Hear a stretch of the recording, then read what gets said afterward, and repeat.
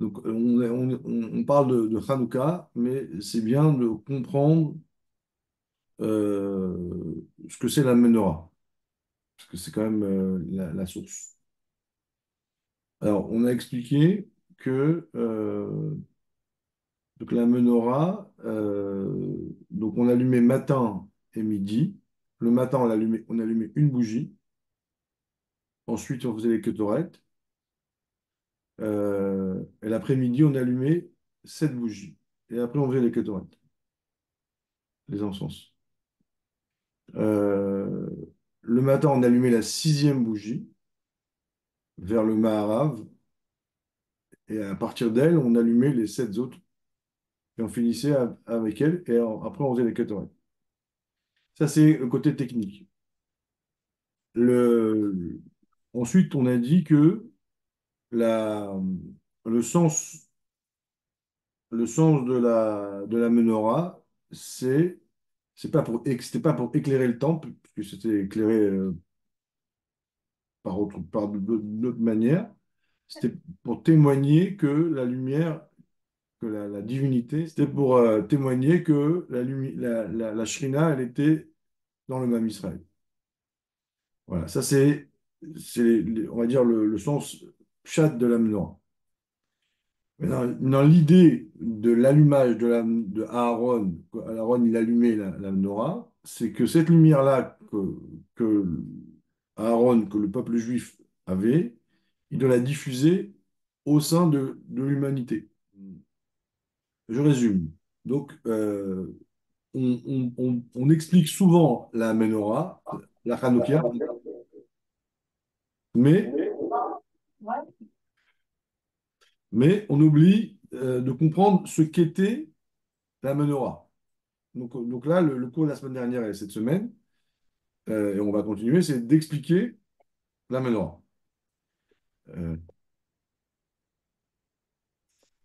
Euh, alors, on a dit en deux mots, euh, la menorah, on l'allumait le matin et le midi, une bougie le matin, la sixième bougie vers l'ouest, vers le Maharav, et pas la 5, pas la 7, et ensuite on faisait les kétorettes. À midi, on allumait 7, et ensuite on faisait les kétorettes.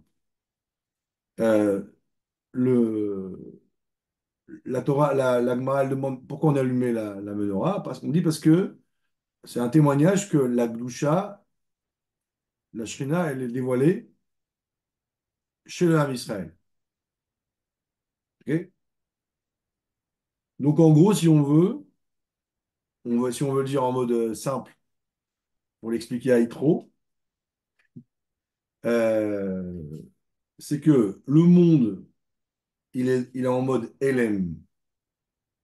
Donc Dieu, il se cache dans le monde. Donc on va dire le monde, il y a un dévoilement de Dieu à 5%. Nous, les Juifs, on a un dévoilement de Dieu à 50%. D'accord? Et qu'est-ce qui exprime ce dévoilement-là? C'est le fait qu'on a la Menorah. Et notre rôle à nous, le rôle du Kohen Gadol, mais le rôle des Juifs, c'est d'amener plus de lumière dans le monde qui est à 5% et de révéler la lumière dans le monde. Voilà. Ça, c'est, on pourrait dire, l'idée simple de la Menorah. Donc, en gros, quand on étudie Chassidut, par exemple, et qu'on dévoile en nous, dans notre tête, une perception du monde plus révélée, donc on est un peu plus Cohen que les autres, si on pourrait dire. Quand on voit un juif qui est dans l'obscurité, quand on lui explique Chassidut et qu'on l'éclaire, on est dans le rôle du Cohen. Et il y a la fameuse sikha du Rabbi qui disait que tout le monde pouvait allumer la menorah. Pas tout le monde pouvait la préparer, mais tout le monde pouvait l'allumer. Même un juif simple, tout le monde a le devoir d'être le Kohen Gadol, quelque part, de son entourage. Voilà, ça c'est le pshat. Alors, euh, c'est valable pour l'humanité, c'est valable en nous. Alors, on a expliqué la semaine dernière, je crois qu'on a expliqué qu'il y avait, dans les sept émotions, on en avait pris quatre, je crois. On avait expliqué Chesed, c'est le plaisir. Gvura, c'est la colère et la peur. Tiferet, c'est l'orgueil. Et ça, c'est ce qui est écrit clairement. Moi, j'ai rajouté Malchut, c'est, je pense, c'est la tristesse. Bon, c'est écrit, hein. La tristesse, l'angoisse. Et on avait expliqué la semaine dernière pourquoi chacun représente ça, mais concrètement, l'être humain a un caractère brut qui est créé par Dieu. Mon caractère brut, c'est mon plaisir. Donc, recette qui est mal, qui est exagéré. Dans le livre là-bas, il dit la sexualité interdite. Il parle spécialement dans ça. La sexualité, donc tout le plaisir avec, bon, voilà, qui est lié à ça, mais on va être le plaisir de manière globale qui est brut. La colère, ben, ça, vous connaissez. La peur, c'est une peur qui vient du feu, ça veut dire une peur active. Et c'est pas une angoisse, c'est une peur où il y a le feu qui monte en moi, il y a une, c'est violent, ça vient du feu. L'orgueil, c'est quelqu'un qui se la raconte, le vent, ok? La colère et la peur, c'est la voix. Ouais, il dit là-bas, là dans le Mamar, il dit peur et colère. En fait, tu as deux formes de peur. Tu as la peur qui vient du manque d'énergie, ça, c'est Malchut, quand l'action elle se déconnecte du Shoresh. Malchut qui se déconnecte du Vav, des émotions. Et tu as la colère active, où toi, tu calcules, tu essaies de gérer. Tu as une colère où il y a une action, tu vois, où il y a un mouvement. Euh, D'accord, donc la peur de Malchut, c'est plus une angoisse, en fait. voilà, exactement. Ben, c'est marqué Hatzvut, la Hatzvut et la Hatzlut, voilà, la tristesse, donc l'angoisse et la fainéantise vient de la terre. C'est quand tu ne recharges pas tes batteries spirituellement ou physiquement. Voilà. Donc, Dieu crée volontairement l'homme avec des mauvaises midotes, avec un sale caractère. Et mon rôle, c'est de les conscientiser, les maîtriser et les transformer. Ça veut dire d'abord comprendre en quoi c'est mal. Ensuite, quand j'ai compris, parce que des fois on parle avec des gens et ils te disent non, c'est bien d'être avec un sale caractère. Donc, quand on a compris, c'est déjà une première étape. Ensuite, je les contrôle, mais c'est dur. Et, vous avez fait le cours, vous rentrez à la maison, vous l'expliquez à votre femme, hop, après vous y a un mot, hop, vous retombez dans votre travers. Parce que donc il faut travailler dur, ça crée une frustration. Ça s'appelle Itkafia. Et ensuite, quand j'ai fait Itkafia, je fais Itapra. Je dois transformer mes défauts en qualité. C'est ce qu'on appelle allumer les sept émotions par la flamme. On va voir ce que c'est la flamme en nous.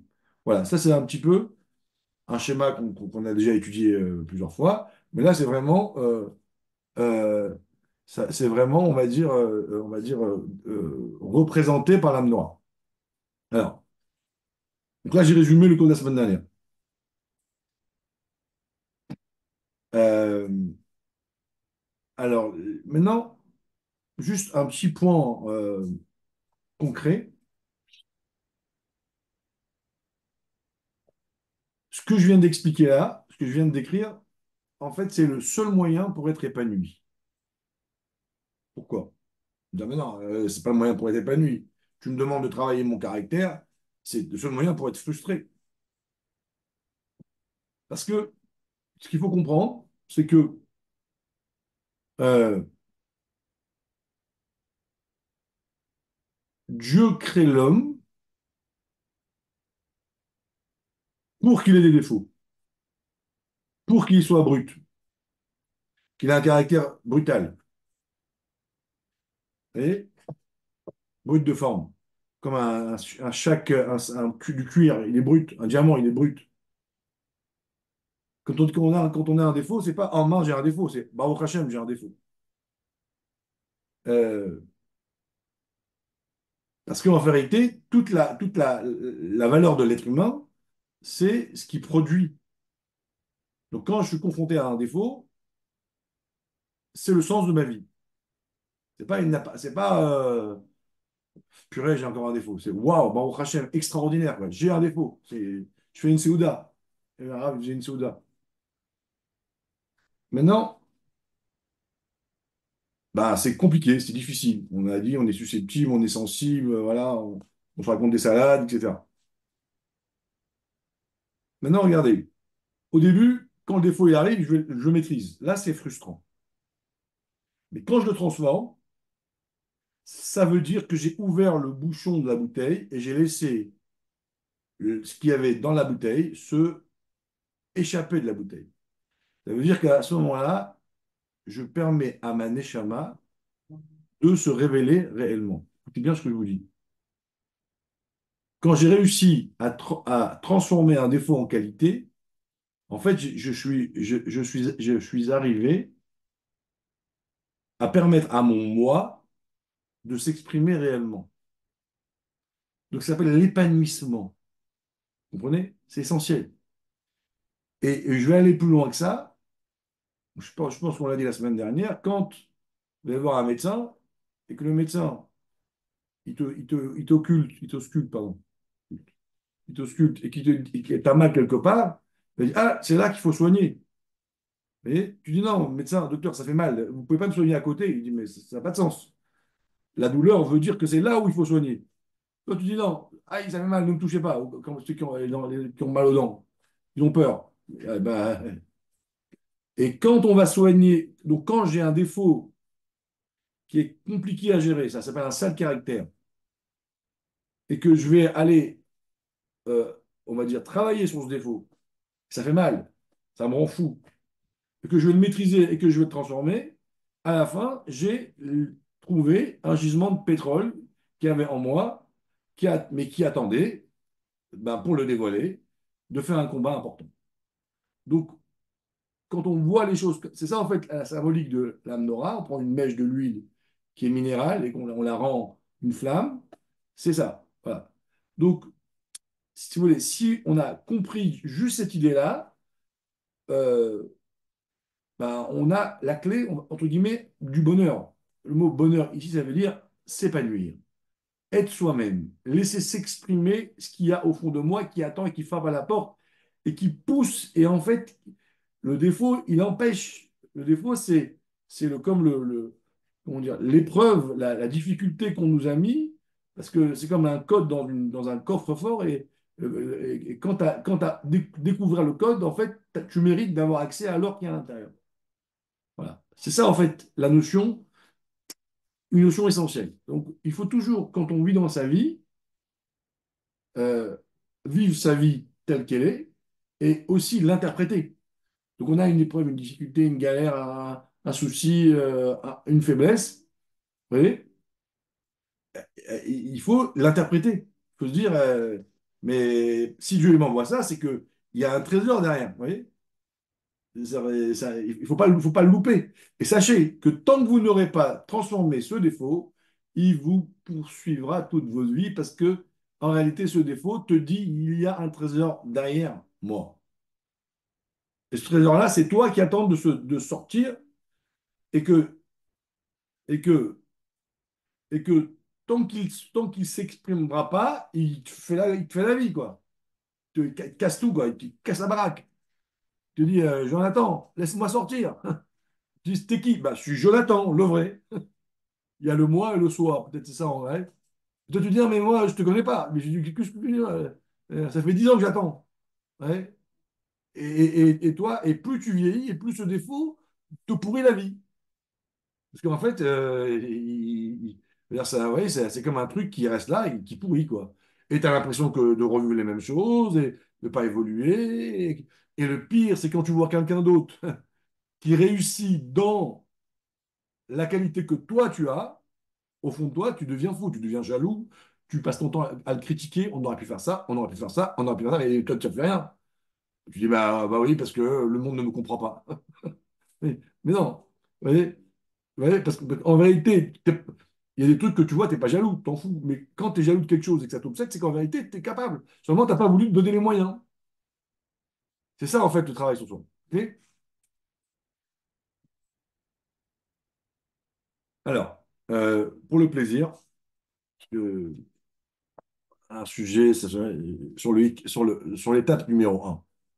de kafia. Parce que des fois, on est, on contrôle et on a du mal à transformer. Vous voyez? Alors, des fois, on dit, oh là là, on a marre, c'est compliqué, c'est difficile, j'arrive pas, ça se répète, on peut plus.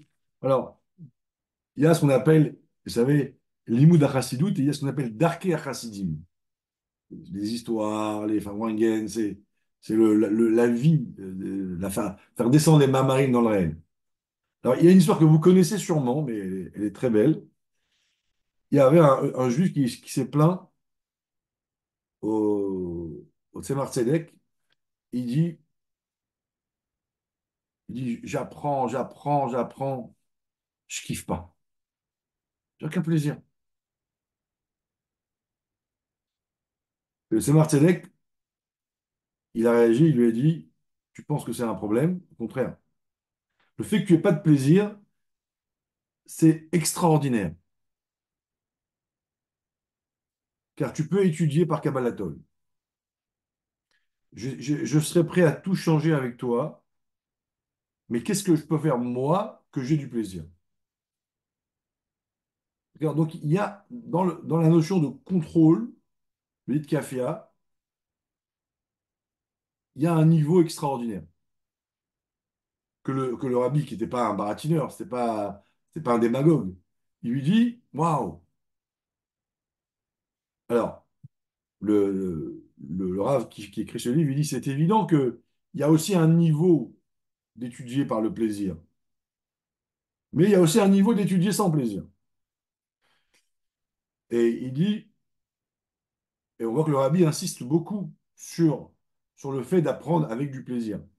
Mais normalement, il y a des moments donnés, où on a du plaisir, et des moments donnés où il n'y a pas de plaisir. Vous voyez?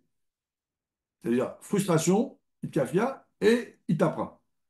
Mais le Tzemar Tzedek, lui, il arrive à un niveau où il aimait tout le temps étudier. Donc, voilà. Donc, le fait d'avoir des moments où ben, travailler son caractère, étudier, faire les mitzvot, c'est compliqué, c'est une étape essentielle qu'un un des rébéim dirait, je serais prêt à tout donner pour être comme toi. Euh,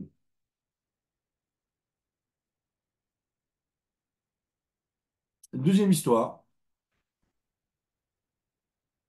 il y avait un juif qui c'était un Eglon, un cocher, travaillait très très dur, c'était un homme simple, et tous les soirs il se levait pour faire Tikkun Tratzot, pile à l'heure, tous les soirs, sans... Mais c'était un juif qui comprenait pas, il faisait ni Kavana, je sais pas s'il comprenait ce qu'il disait, il se levait, il disait Tikkun Tratzot pile à l'heure, le soir après une journée harassante. Euh, le Rabbi Rayatz, il a témoigné que son père, le Rabbi Rachab, il était terriblement jaloux de ce cocher que tous les soirs, sans interruption, sans exception, il se levait, il faisait Tikkun Ratzot. Vous voyez? Et il disait que et ce niveau-là, donc un des plus, un rabbi, ce niveau-là, il sentait qu'il n'avait pas atteint. Donc, ça veut dire que euh, le fait de faire des choses par Ikafia, donc qui est le début du travail sur ces milotes, vous voyez, euh, même si on n'a pas donc la sensation de plaisir, de réussite, vous voyez, quand on fait un cours, ben là, c'est agréable, on étudie un beau mamar ensemble, on kiffe, on pense que c'est ça en fait la référence. C'est ça la avoda. On te dit non. Il y a un vrai mérite dans le fait de faire les choses, donc qui s'appelle la première étape, qui s'appelle Itkafia, au point qu'on voit que les plus grands rébellions, ils étaient jaloux de ça. Parce que quelque part, il y a quelque chose de plus grand dans le Itkafia, dans le moment où on courbe, que le moment où on transforme et on prend du plaisir, c'est que là, on fait vraiment pour Dieu.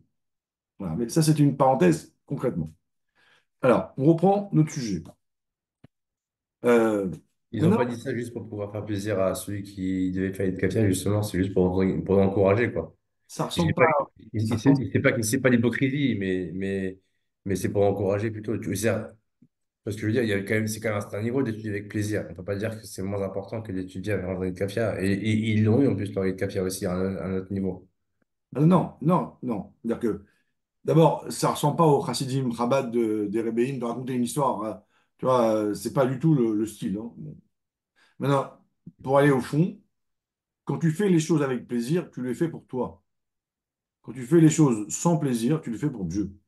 Peut-être qu'à leur niveau, c'est un plaisir encore plus raffiné. Non, mais c'est égoïste. Ouais, tu as un intérêt. Oui, mais est-ce qu'à leur niveau, c'est aussi pour un intérêt personnel? À un Non, niveau de l'Arabie, je parle. oui, mais dès que. Après, tu peux dire, voilà, mais il y a une force dans la simplicité qui n'existe pas quand tu fais les choses avec plaisir. Demain, tu te lèves la nuit pour aider ta femme et je sais pas moi, en même temps, Oui, ça, d'accord, ça c'est. voilà, donc après, Oui. il y a des hypothèses, mais il faut que tu les décrives. Tu peux pas me dire, j'ai une question avec peut-être une idée Non, que. mais est-ce que eux, à leur niveau, plaisir, leur plaisir à eux, il est différent du plaisir de nous, de notre plaisir à nous? C'est ce Mais que je c'est veux un dire. plaisir. À partir du moment où tu as un plaisir, tu rentres dans le hitapra. Tu rentres Alors, maintenant, on va continuer. Comment on fait pour transformer nos émotions? Alors, on dit le Cohen, il prenait une flamme pour allumer les bougies. C'est quoi ma flamme à moi pour allumer mes émotions? Donc, aujourd'hui, on va travailler sur ça. Quoi, comment je fais? Alors, on va vraiment, en tous les cas, c'est un sujet. Ok, on va l'aborder. Euh, on va, c'est une notion chassidoute qu'on va, après on peut approfondir, mais qu'on va expliquer. C'est marqué, B'chokhma itbareru. Par la chokhma, on va faire le tri. C'est-à-dire que c'est la chokhma qui va faire le tri. Donc la chokhma, c'est le premier niveau des 10 sphirotes. Donc c'est le cerveau droit, ce qu'on appelait Eureka. Donc pour ceux bah, c'est quand je me travaille et quand je ne comprends pas quelque chose et je me fatigue, à un moment donné, j'ai un flash, hein, je l'explique le plus simplement possible. Cet outil-là est considéré comme l'outil, la flamme, que si je l'utilise correctement, je vais pouvoir libérer mes émotions. Alors, pourquoi? Donc, Bechorma it bareru, par la chorma, je vais faire borer, je vais séparer, je vais trier entre le bon et le mauvais midot. Alors, déjà, ça veut dire qu'il y a une certaine façon de réfléchir, une certaine façon d'étudier, qui, en dehors du fait que ça va m'apprendre quelque chose, ça a un impact sur moi de transformation. Quand on étudie certaines choses, dans un certain modèle, en dehors de ce que j'ai compris, ça me transforme. Juste pour vous donner la phrase, que je ne vais pas trop développer maintenant, il y a une phrase qu'on dit, le but de la chorma, c'est de savoir que je ne sais pas. Il y en a, il m'a dit, c'est une chanson de qui, là, un chanteur français, Jean Gabin. Ouais, pareil, voilà. Il paraît que c'est une chanson connue. Je sais que je ne sais rien, un truc comme ça. Alors, je ne sais pas s'il a étudié Chassidut ou s'il a été inspiré. Voilà. Vous voyez, donc cette idée-là de dire, j'étudie et quand j'étudie, je comprends que je comprends rien, que je ne comprends pas. C'est longuement expliqué en Chassidut. Vous voyez, ça, c'est un modèle d'étude qui est lié à la Chokma. Et plus je vais étudier, par exemple, des mamarim de l'abstrait, des textes où on explique l'abstrait, je me dis, mais à quoi ça sert? Vous voyez? Alors, à un moment donné, on prend du plaisir. Mais indirectement, le fait que je développe cette partie-là, ça a un impact sur mes émotions, en dehors du fait que j'ai compris quelque chose, et ça me raffine. Je me rappelle, une fois, on avait fait un Mahamar très compliqué, et on comprenait, mais pas totalement. On se dit, mais à quoi ça sert? Eh ben, voilà. Alors maintenant, on va rentrer un peu plus dans le détail. Écoutez bien. Alors, premièrement, la chorma, pas la bina, chorma, pas le cerveau gauche, le cerveau droit. Bon, a déjà le pouvoir, donc là les deux, mais là on va parler des deux, mais on va se concentrer sur la Chorma par la suite, a le pouvoir de contrôler les émotions. Moach, chalit à la lèvre. Donc déjà, le cerveau est déconnecté des émotions par le coup, et donc, je peux dire à mes émotions oui, non. Ça, c'est premièrement. Deuxièmement, la forma, elle est battelle.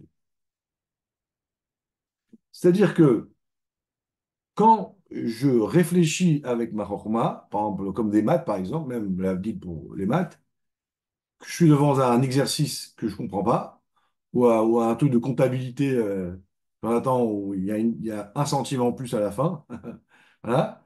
Et là, tu passes des heures et des heures à essayer de comprendre. Donc tu dis, je ne comprends pas. Koachma. Donc, en fait, tu viens pas construire une idée à travers des éléments existants, bina, comme des Legos. Tu es dans le vide total, dans la question totale, et tu rentres presque en dépression. Remarquez que quand j'arrive presque à la dépression, au découragement, c'est ce moment-là où je sens que je suis à rien, comme la graine qui est en train de pourrir, et bien là, hop, il y a le flash qui arrive. Donc la chorma, c'est un mouvement, c'est un exercice de bataille.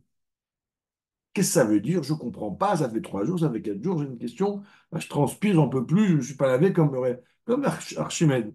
Et le roi, il avait posé une question et il avait passé des jours sans se laver. Et il était en mode dépression parce que le roi, il avait dit que sinon, je crois qu'il le tuait.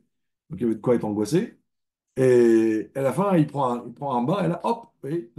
Donc c'est ça. C'est la Chorma, elle est bataille. Donc, comme elle est bataille, vous voyez, donc, alors, comment ça marche, hein? En fait, vous avez une question. Vous ne connaissez pas la réponse et voilà. Vous fatiguez, vous fatiguez, vous fatiguez. C'est comme un exercice. Il y a les exercices avec les genoux, les pieds, les mains, le ventre, tout ça, c'est exercice dans la tête. Comme la voix. Je fais un exercice, je ne comprends pas. Et en fait, on se raffine sa tête. Et à un moment donné, l'inconscient, le, le ratson ou tanu, le khaykhida, ce que vous voulez, l'inconscient, vous envoie une information. Parce que comme tu t'es annulé, tu t'es raffiné, tout d'un coup, tu deviens un réceptacle pour recevoir une information nouvelle de l'inconscient. Donc, c'est par le bitoul. C'est l'exercice, c'est par le bitoul que je vais recevoir ce que j'attends. Comme je suis Blatel, qu'est-ce qui se passe? Les forces du mal ne peuvent pas avoir d'emprise. Comment le mal il existe? Par l'ego. Il y a Dieu et il y a moi. Ok. Il y a plusieurs niveaux de mal, hein. Il y a le vrai Avodazara où on oublie carrément Dieu. On peut dire Dieu il a créé le monde et il m'a créé aussi à moi, il est parti, il m'a laissé. Ou on peut dire je suis quand même bon. Vous voyez. J'existe. Et à un moment donné, comme j'existe, je m'énerve parce que ma femme, elle va faire à manger. Si je suis invité chez des gens, je peux attendre 2 heures sans manger, je souris, c'est pas grave. Mais quand c'est ma femme, au bout de 5 minutes, je m'énerve. Vous voyez. Parce que c'est mon ego. Donc, tous les défauts, c'est l'ego qui les font ça. Mais quand la Rorma, elle vient, hein, et qu'elle se développe, et elle crée une sensation de bitoul dans mon être, les midotes, et ben, tout d'un coup, ils baissent d'un ton. D'accord? Les clipotes n'ont pas d'emprise devant la Rorma. C'est comme si que, vous savez, des fois, on parle, et tout d'un coup, on se rend compte que le gars qui est à côté de nous, c'est un pont, tu vois. Tu, tu, tu, tu te rappelles tout ce que tu as dit jusqu'à maintenant, tu dis, là, par contre, toi, t'es battel, quoi. Et quand tu es tout seul avec tes copains, ou t'es là, tu fais le malin. Tu vois. Et là, tu te dis, mais comment j'ai pu être ridicule? Euh, tu vois, moi, c'est pareil. Il faut Écoute, avoir une avance pour pouvoir faire ça. ah, non, c'est pas C'est un là. travail, parce que ceux qui étudient, qui se prennent pour je sais pas qui. Et Comment pourtant tu ils sais? étudient. Alors oui, mais la Horma, non. Normalement, la Horma, non. Normalement, la Horma, alors c'est vrai que ça peut arriver aussi, mais quand tu développes la Horma plus normalement, voilà, tu vois, les gens qui étudient l'astrologie, pas l'astrologie, tu sais, les as, on dit les marins, les marins, quand ils voient l'océan, tu vois, il y a des choses dans la vie qui provoquent en toi une forme de bitou. Donc, quand tu exerces ta chorma, après, on va voir concrètement ce que ça veut dire. Mais quand tu apprends Chassidoute, par exemple, souvent c'est chorma, c'est l'abstrait. Tu vois, on te dit Sauvel, euh, tout est rien. Toi, alors, tu dois comprendre que tout est rien. Toi, donc, je suis rien. Donc, il y a certaines. certains sujets d'étude qui vont automatiquement éveiller en toi une forme de te donner la force bah, de remettre tes émotions à leur place. C'est un peu les vrais chassidim. La chassidut, c'est une chorma, mais on va dire quelque chose qui nous apprend, en fait, quelque chose qui nous apprend quand on est petit. Mais quand on apprend à Torah Sheba'al Peh, par exemple, c'est une chorma, C'est et bina. pourtant, ça fait l'effet inverse des fois. C'est bina. Ah, c'est bien. Voilà, et c'est bina. Et alors, c'est même encore pire parce que même dans Rokhma, des fois, le mal, il peut avoir une emprise. Rassiout, c'est carrément au-dessus encore. Mais on pourrait rester simple, on va dire c'est Rokhma et bina. La Gemara, c'est bina. Tu vois, alors, il y a bon, il continue. Alors, ולכן בכוחה לפעול במידות שגם הם יהיו בביטול השם ולא תהיה מעין יניקה לקליפות. Il dit, et donc la Chorma, elle va pouvoir, on va dire, provoquer dans les émotions un bitoul, donc ils vont s'annuler à Dieu, et les clipotes, ils ne vont pas pouvoir s'accrocher à la Chorma pour prendre l'énergie pour elle. Ça veut dire quoi? C'est-à-dire que très souvent, il y a ce qu'on appelle la confusion. Très important, la confusion. On en a déjà parlé. Je donne un cours de Torah, je suis un bon prof, mais j'aime être aimé, ou j'aime avoir de l'affection, de manière exagérée, ou j'aime pas être abandonné, par exemple. Alors, à chaque fois que je fais un cours de Torah, je fais un cours de Torah, mais en réalité, je nourris ce défaut-là de besoin d'être reconnu de manière excessive. Donc, mon étude peut nourrir un mauvais mida. Ou un exemple qu'on avait donné, euh, un homme qui supportait pas qu'on parle du mal des autres, et en parlant avec lui, on s'est rendu compte qu'il ne supportait pas qu'on parle du mal de lui tout court. Tu vois, et dès qu'on parle du mal de lui, ça le rend fou. Donc bah, quand lui, il est très excessif dans son interdiction de parler à la Shonara, il excède sa femme, ses enfants, et il dépasse la halakha. Ok. Alors je lui ai dit, mais tu sais, dans la Torah, on parle du mal des gens tout le temps. Il me dit comment? Ben, je dis, on a critiqué Adam, on a critiqué Noah, on a critiqué Abraham, on a critiqué Moshe Rabbeinu. Voilà. Elle me dit, ah, c'est vrai. Je dis, ben, tu vois, donc, parler du mal, si pour toi c'est une obsession, c'est quelque part, tu as un problème. Donc en fait, ça s'appelle la confusion. Et la confusion, elle est très embêtante. Ça veut dire on fait quelque chose de bien qui est bien. Mais à ce moment-là, cette chose-là, elle va nourrir le mal. Vous voyez? Parce que la kavana, l'émotion qui m'anime est mauvaise.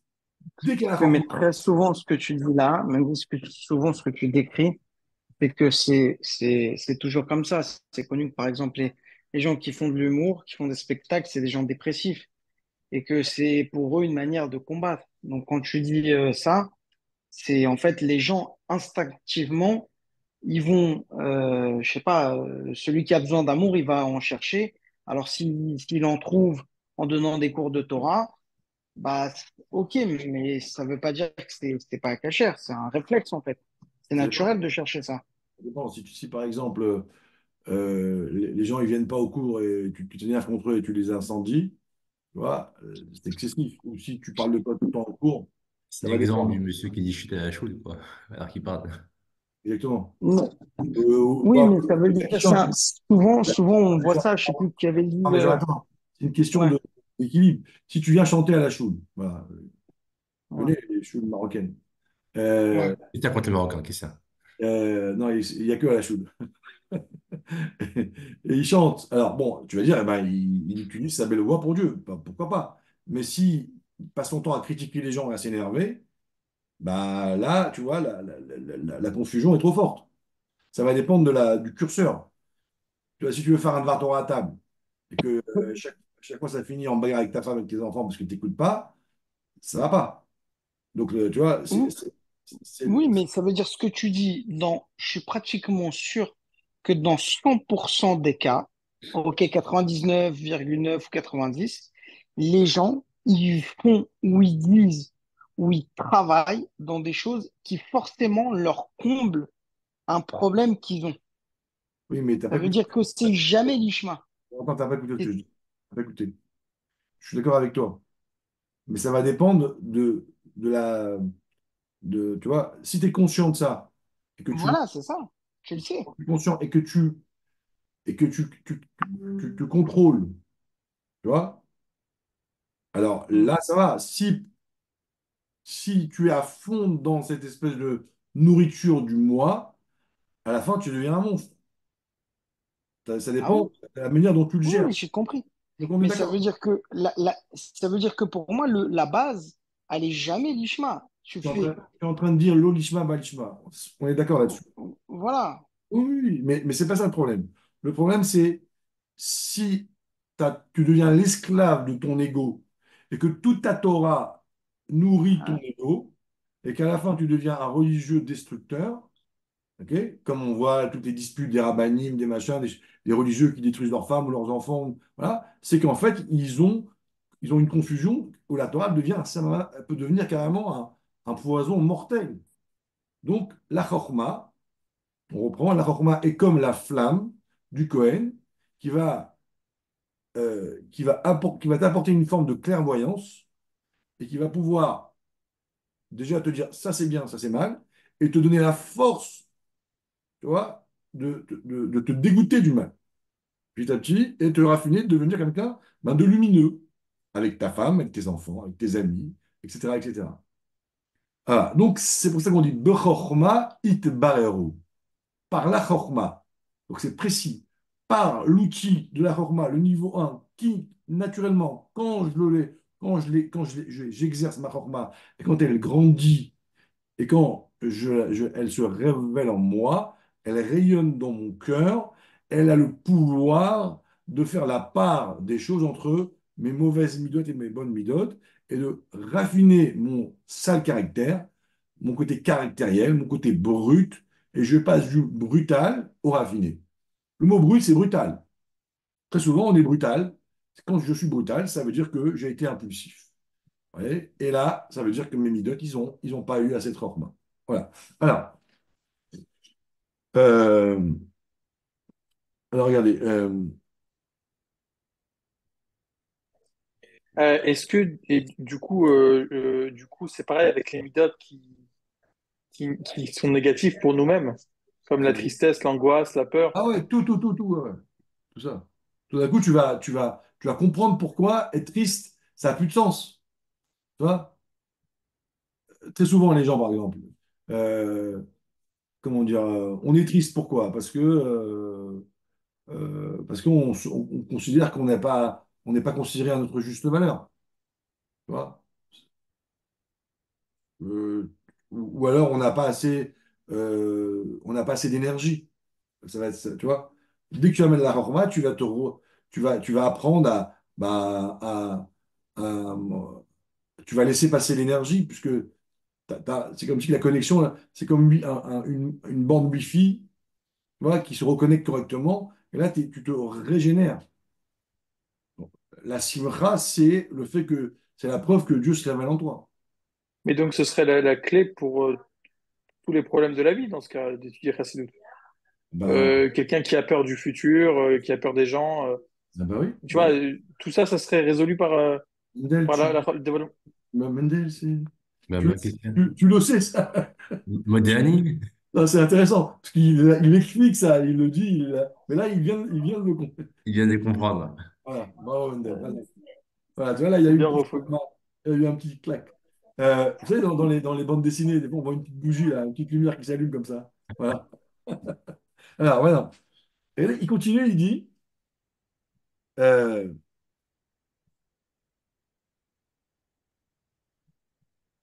En fait, la chorma, ça nous fait un peu tout relativiser. Mais, oui, entre autres, mais des fois, il y a pas, il y a une limite, non? euh, À ne pas être trop déconnecté du monde. Parce ah que des bah, fois, on a besoin des fois de s'énerver un peu pour des choses. Enfin, tu vois, dans chaque même, combien de fois tu as dit que des fois, même l'orgueil, des fois, il est bon. Donc, c'est-à-dire que trop être chorma, c'est une mauvaise aussi, non? alors, la horma, elle va enlever les mauvaises midotes, pas les bonnes midotes. Ah non. D'accord. C'est comme un produit qui lave, il enlève la graisse, il n'enlève pas la peinture. Ouais, donc ça enlève que la partie mauvaise de la mauvaise mida. Après, tu as raison, il y a un combat, il y a le danger de. Mais normalement, tu enlèves le. Ah, maintenant, regardez, je continue ce sujet-là, comme ça on est dedans. Il dit, il dit comme ça, il dit, c'est Chorma et pas Bina. Pourquoi pas Bina? Écoutez bien. Donc la Bina, c'est le cerveau gauche, le cerveau où on a déjà eu le flash. Maintenant, on va prendre le point de la révélation, on va construire, ça s'appelle en large, on va créer une thèse à partir d'une inspiration. Ça, c'est la Bina. Il dit pourquoi? Il dit la Chorma, chez Benefesh Elokit, Ena Asaga Sichlit Belokut, Mitzad Mesiut Adam, de Klimocho, et la Chorma Nirit ou Murgeshet Aemet Elokit. Il dit la Chorma, c'est pas une idée que j'ai construite avec mon cerveau, mais la Chorma, c'est quelque chose que je vois et où je ressens la vérité, comme une inspiration. Ce n'est pas une construction intellectuelle, la Chorma, c'est les mots qu'il dit, je vois et comme on dit, ah, je vois ce que tu veux dire. Je ressens la vérité. Vous voyez, donc c'est l'inspiration. Ve'i le ma'alam et abina, et le cerveau droit, donc la chorma, elle est au-dessus de la bina. Shiu avanat asechel vasagato. Ve'u lashon chorma koachma. Shiu ma she'eno musag ou mouvan. Donc il dit, c'est pour ça que le mot chorma, quand on le coupe en deux, ça fait koachma, la force du quoi. C'est-à-dire que je saisis ce qui est insaisissable. La chorma nikra or. C'est pour ça que la chorma, on l'appelle or, on l'appelle lumière. Banirid vglouya aemet elokit, c'est là où, on va dire, je vois avec mon cerveau la vérité divine. Vous voyez? Donc la chorma, vous voyez, c'est quelque chose qui est comme Eureka, il a un flash, il dit c'est bon, je vois. Vous voyez?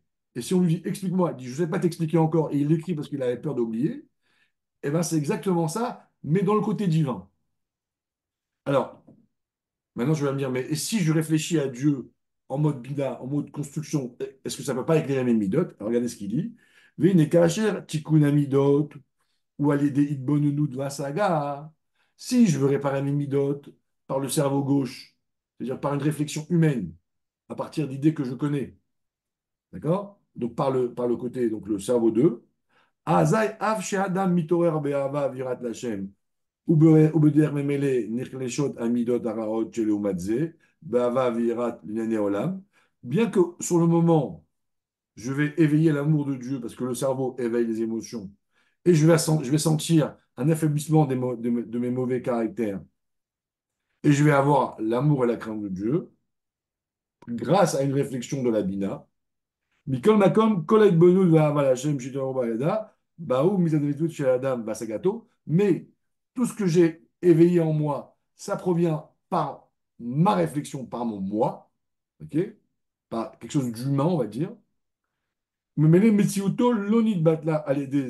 Donc, mon caractère n'a pas été complètement annulé. Et là, le résultat, c'est que quand j'arrête de réfléchir, quand je sors de ma réflexion, alors, et que je reprends mon quotidien, là, mes midotes, ils vont à nouveau s'éveiller. Vous voyez? Donc il y a une différence entre l'effet de la chorma et de la bina sur mes émotions. Dans les deux cas, ça a un impact, mais la bina, c'est un impact sur le moment. Mais comme j'ai raffiné mon ego par mon ego, eh ben, ça ne dure pas. On va dire ça comme ça. De l'autre côté, je me suis annulé, j'ai reçu la lumière, donc la flamme. Quand ça descend, ça transcende. Et là, je reste une forme de tahora translucide dans le temps. Le fikara tikkun haemet, le vrai tikkun, ou rak bokor haarat achorma chez ben neshamat adam, chez bitul Hashem betarit bechol atzmut ad nafsho, bitul unum mitzvot avasagat shel adam, et là, aider haemet elokia meira moshet bokor achorma, valken ba'i or de koachma, ze bechol mida o mida, chez belev ativi, yafor le tov, alors, je traduis la fin. C'est pour cela, quand la lumière de la Chokhmah éclaire en moi, chaque émotion naturelle, chaque trait de caractère, va être transformée en bien en se raffinant de Minakatse, Lakatse. d'un extrême à l'autre, fondamentalement, et pas durant un moment. Mo midat ahava, comme par exemple la mida de l'amour, elle ne va plus attirer vers les passions du mal ou des plaisirs matériels. Elle sera plus attirée par un feu étranger. Mitzat amitita bitul va'azaza, parce que du fait qu'elle a été battelle et qu'on l'a secouée dans toute son essence, et donc elle va aller vers Dieu seulement.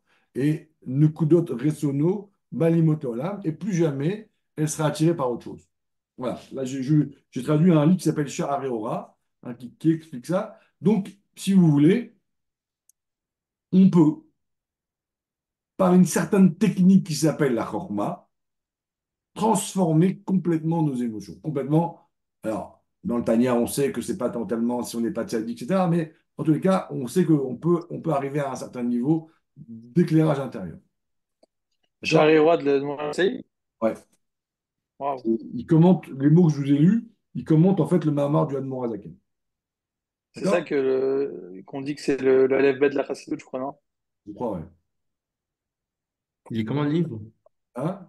Il est comment le livre? Alors, bah, ça, moi, j'ai ce livre-là, Attends. mais en bas, il y a des notes. Donc, des fois, il développe, on va dire, de manière assez technique, ce qu'on souvent on passe comme ça, On tu est d'accord vois, que quand il parle, en fait, là, quand il parle de Chassidut, on parle de Chassidut, quand il parle de Chorma, il parle de Chassidut, en vérité. pas que, ça peut être, alors, ça peut être aussi du moussard, ça peut être de la méditation sur Comme Dieu. quelque chose qui transcende, quoi. Tout à fait. Pas quelque chose qui, pas comme la Gemara, entre guillemets, Ouais, ouais, sans dénigrer la Gemara, mais exactement. Quand tu réfléchis à Dieu, et qu'à un moment donné, tu comprends pas tout, et tout d'un coup, paf, t'as comme une espèce d'inspiration comme on a dit, comprendre qu'on ne comprend pas. Sachez que on a vu déjà l'idée, c'est que quand une personne a une idée sur Terre, une nouvelle idée, au même moment, on sait que d'autres personnes l'ont en même temps. Et quand il y a une découverte. Vous voyez, donc c'est réel, quoi. C'est pas on n'est pas en train de parler de manière abstraite. Réellement, l'homme est capable d'allumer la lumière dans sa tête. Voilà. Par la bina ou par la chorma. Et on a vu que la chorma, comme c'est vraiment une lumière extraterrestre, vous voyez, c'est comme donc c'est quelque chose qui vient d'au-dessus de moi. Quand elle descend, elle me transcende complètement. On a l'impression qu'on on a dit maîtrise avec pas. Quoi? On a l'impression qu'on maîtrise pas. La Exactement. Chorma, ça vient, tu vois. Donc, Donc, tu comment l'as on déclenche ça?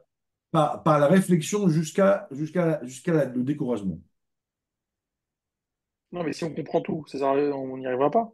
Non, tu comprends pas parce que tu as raisonné, parce qu'à un moment donné, tu vois, tu sais, des fois, tu es en train d'étudier, d'un coup, tu sens, tu vois, tu vois, t'as une. Bah, Rokhma, quoi, ce qu'on a toujours étudié, tu vois. Tu vois la chose. T'es incapable d'expliquer pourquoi tu sais que c'est ça. Mais tu sais. Tu vois. un lien avec Hanouka, c'est le travail de Hanouka, c'est un travail de tous les jours. Non, non, là, c'est tout le temps. Ah, ok, mais il n'y a rien à voir avec Hanouka. Parce que Pour l'instant, rien. Ça représente la flamme du Cohen qui allume les sept bougies. D'accord? Là, c'est ta flamme, c'est ta chorma qui va éclairer tes sept bougies. Toi, tu es le Cohen, en allumant ta chorma, tu vas allumer tes sept bougies. D'accord? Voilà. Donc, on va. Alors, juste pour terminer, il y a Akov, Yud et Kev. Donc, Yud, c'est la chorma qui va rayonner dans l'ensemble du corps jusqu'au Ekev et jusqu'au talon. Ok. Et, et quand Yaakov, on dit la main de Yaakov attrape le talon de Esav, Yad c'est Yud, donc Chorma, et le talon de Esav c'est les mauvaises midotes, il y a les bonnes midotes, c'est Yaakov, et le talon de Esav c'est les mauvaises midotes.